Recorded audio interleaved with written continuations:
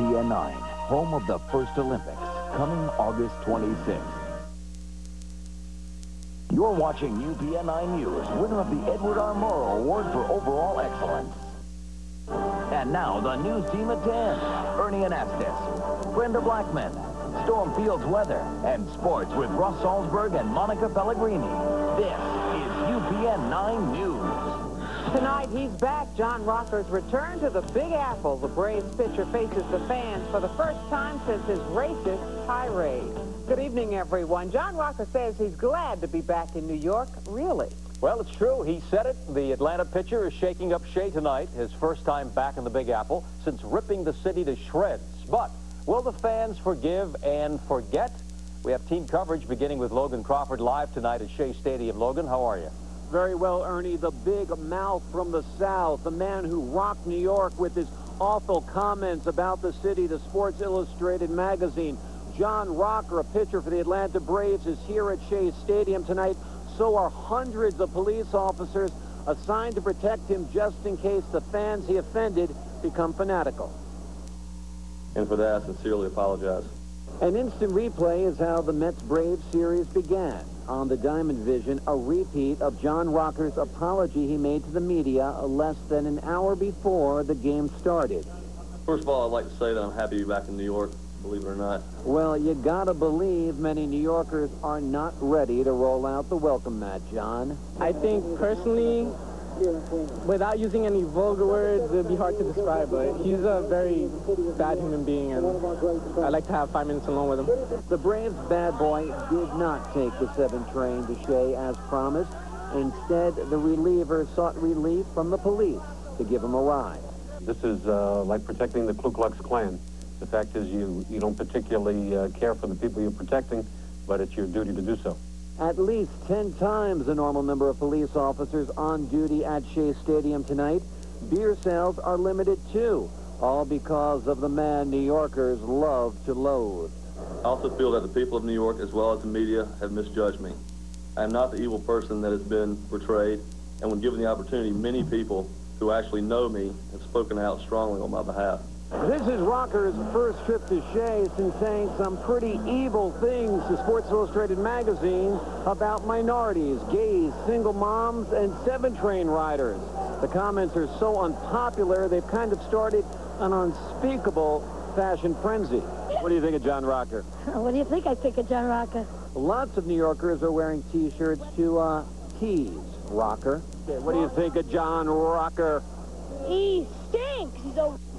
The crowd is getting rowdier as the night goes on, and now they have good reason. You see, Rocker is in the game. We're live at Shea. Logan Crawford, UPN 9 News. Brenda?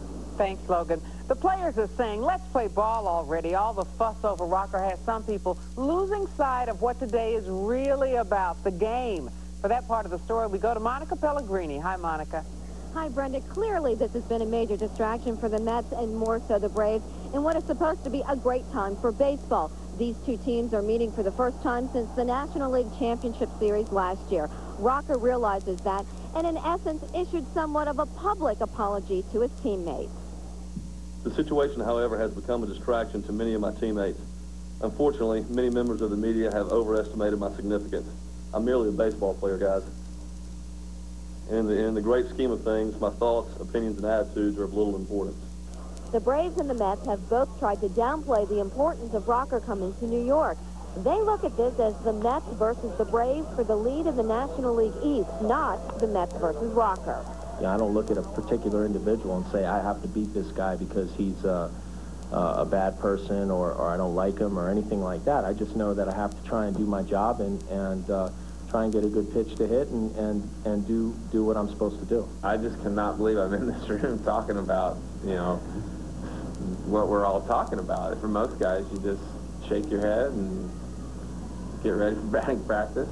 Even a guy who knows all about being public enemy #1 at Shea, former Met Bobby Bonilla is hoping New Yorkers will put this story to rest for the sake of the players. The guys are pretty much used to it. I'm used to it, and Atlanta is growing used to it now. So it's becoming old hat for them now. I think anybody would be lying if they say at some point it hasn't worn on them a little bit. To be honest with you now, I mean, I think it's being blown out of proportion for the simple fact that everybody wants to keep talking about it. And, you know, there comes a point when it's not a story anymore. Rocker just wants what happens on the field to be the story from here on. In many cases, attempts have been made to make the situation bigger than the game itself. In every realm of sports, nothing is bigger than the game. Not the players who play it, not the fans who watch it, and not the people who write about it.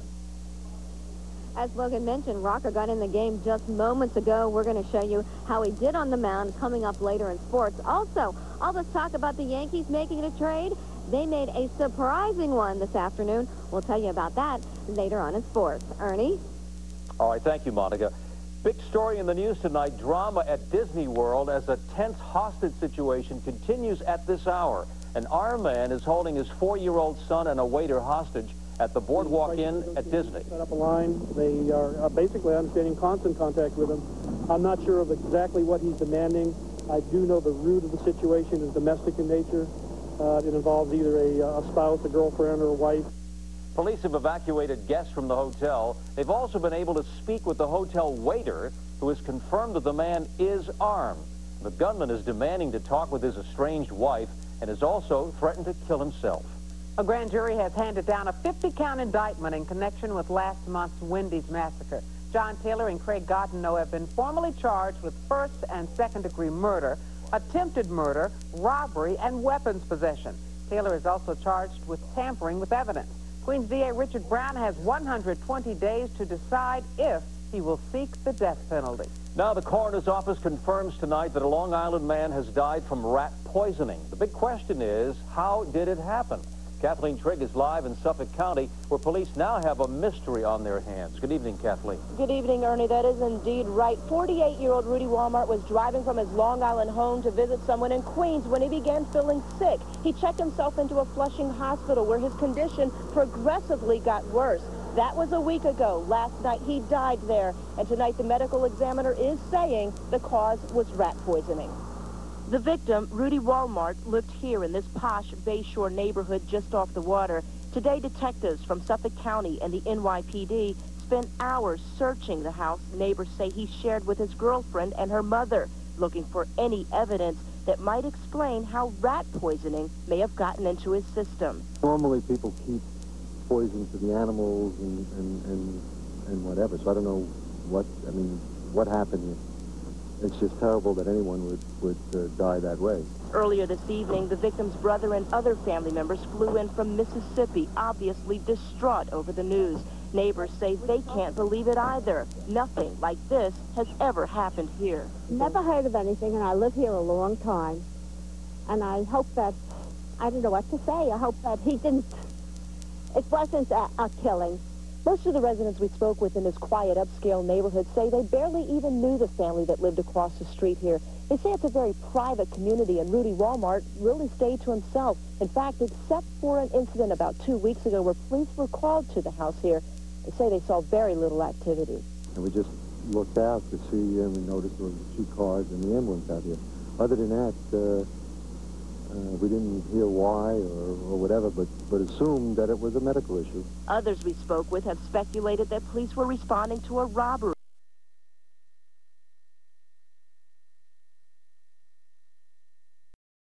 Like this one, to start shoveling out areas like curb cuts at intersections and bus stops. That's not what Valerie de Leon or Christian Valley want to hear. I lose 4 or 5 days worth of pay, and I can't go without that. In 4 days, a lot can happen. We can get hurt. These kids can get hurt. Older people can, you know, slip and break their bones. Chris O'Donoghue, UPN 9 News.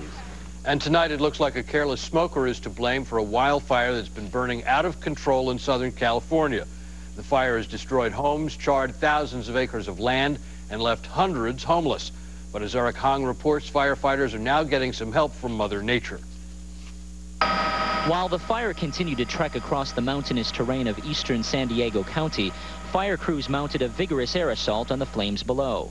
Today is going to be a large air show for us. We have 10 air tankers coming in. 2 of them, which is an interesting bit, is the military MAF system, which is the C-130. Officials were encouraged by changing wind conditions. The warm, dry Santa Ana winds that fed the fire yesterday replaced today by calmer, more humid gusts from the Pacific Ocean. Still, officials gave no timeline, which has already sprinted across thousands of acres of land. Crews are having to deal with very steep terrain along with the wind that the last day or so. That's been the biggest challenge. Hopefully, with the wind subsiding today, they can get in there and do some effective work. The fire forced the... Some of them today remained in makeshift shelters. It's hard waiting, you know, because I don't know if my house is burned down or not. But, you know, what can you do? You just...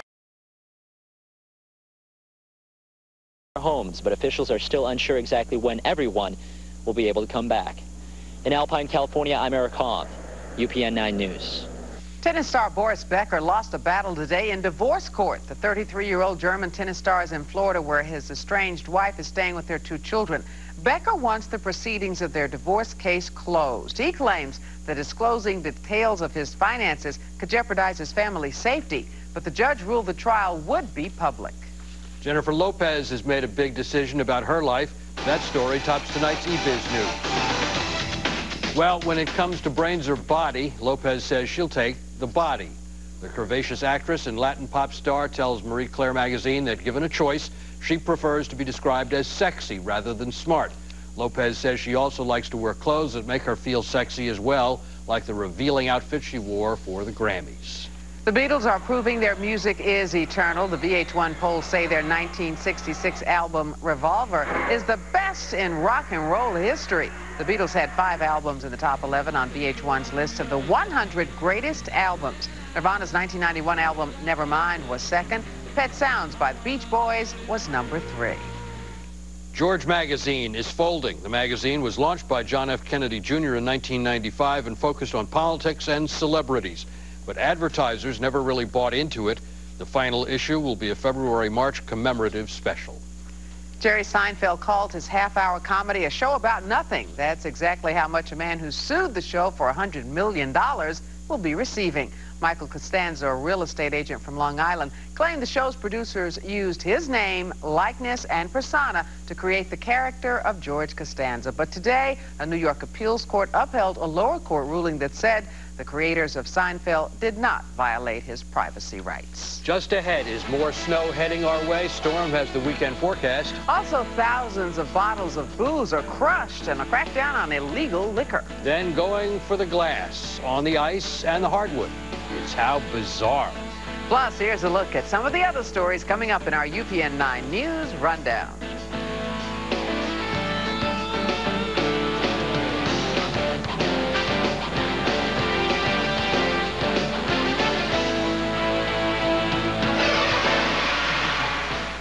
The Business Report is brought to you by your local Toyota dealer.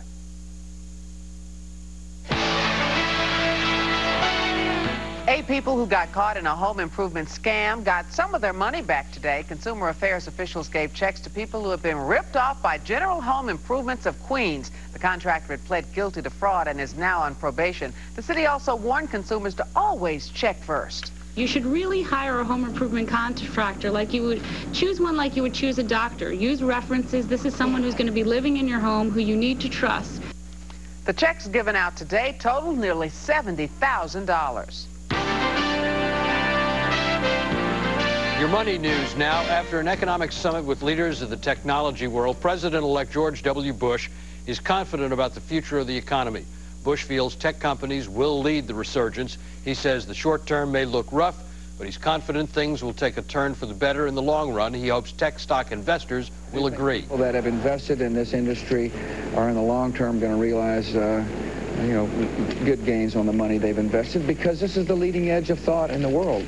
Bush continues to stand by his promise to seek a $1 trillion tax cut he calls essential to boost the slowing economy. But on Wall Street today, stocks retreated after yesterday's big surge. The Dow Jones average closed down more than 33 points. The NASDAQ lost a little less than 50 points. Sears is planning to close 89 of its stores. Most of them are hardware or automotive specialty stores. 6 of those stores are in New Jersey. Sears blames declining revenues. Some 2,400 workers will lose their jobs. The stores will be closed over the next 3 months. Now it's time for some good news. Tonight we begin with an award-winning author taking some time out for children. When I saw Soph sitting by herself, a sad look on her face, I said, "Let me comb your hair and braid it for you." Kids from Manhattan's Ellen Baker School sat spellbound today as Gloria Whalen read from her National Book Awards award-winning children's adventure story, Homeless Bird. Ms. Whalen is in New York to kick off the Foundation's 10th annual award-winning book authors tour. Bloomberg is giving a grant to the National Book Foundation to send this year's winners all across the country on a 4-city tour to talk about their work. So we're going to San Francisco, Chicago, and Washington, D.C. in May, which is National Book Month. After the reading, the kids presented Ms. Whalen with roses. She returned the compliment by giving each child an autographed copy of her book. What do the kids think of Ms. Whalen? She's the best and she writes good. Yeah, she writes real good. Okay, if you can fill that in. Second graders from Bayshore's Mary Clarkson School learned how to paint a mural from artist Tony Caparelli at Nassau Coliseum today. The event was sponsored by Keyspan Energy and the Islanders. Tony's award-winning murals have been featured at sporting events across the country. Why teach the kids to paint murals? I find it to be really important because kids can learn about teamwork, working together. A lot of kids are by themselves these days in front of computers. It gives them a chance to see what it's like to be a part of a team. And if you have some good news you'd like to share with us, you can email the stories to us. The address is goodnews@WWOR-TV.com. That's goodnews@WWOR-TV.com. Still ahead, breaking bottles of booze, tens of thousands are crushed in a crackdown on illegal liquor. Also, the city where there are too many monkeys, not enough pigeons on the streets. Plus, we have the only sports team in town, Russ and Monica. Coming up, the Knicks trying to make it 6 straight while the Giants are looking straight ahead to Sunday's big game with the Eagles. We'll preview the big show.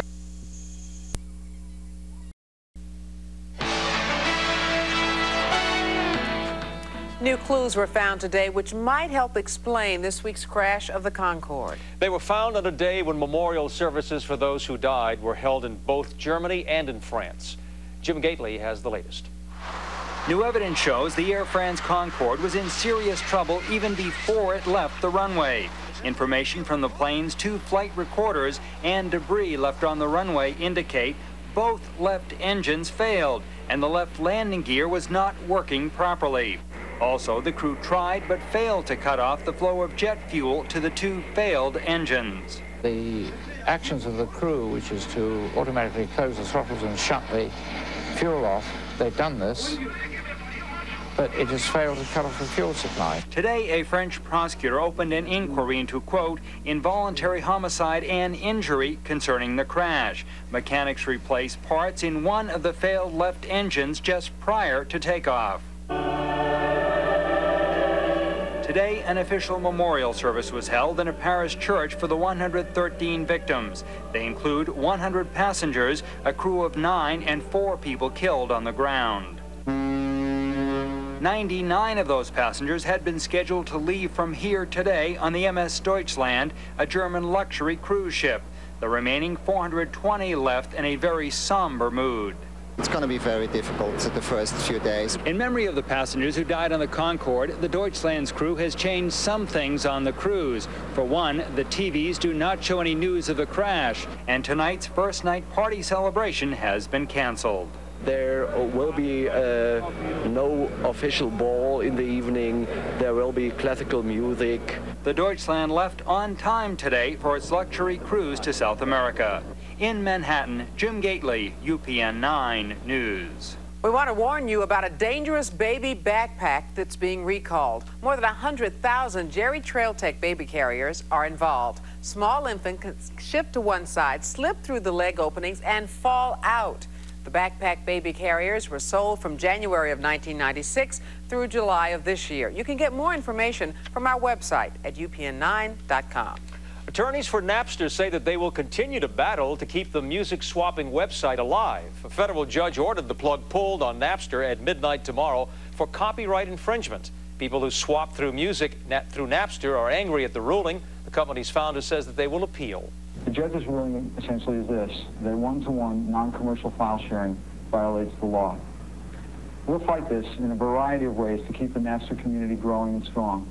Attorneys for Napster say that unless they win on appeal, the order shutting down the website will kill their company. Next on UPN 9 News, how you can become a survivor on the CBS-TV show. And also Daryl and the stripper. A new photo could mean new trouble for the straw man. Then a young wrestling fan with a serious disability is all smiles. He meets his heroes ringside. The emotional story coming up. And rapper Wyclef Jean tells us why he takes on the Amadou Diallo case in his new song when UPN 9 News continues. And now, tonight's UPN 9 News Rundown.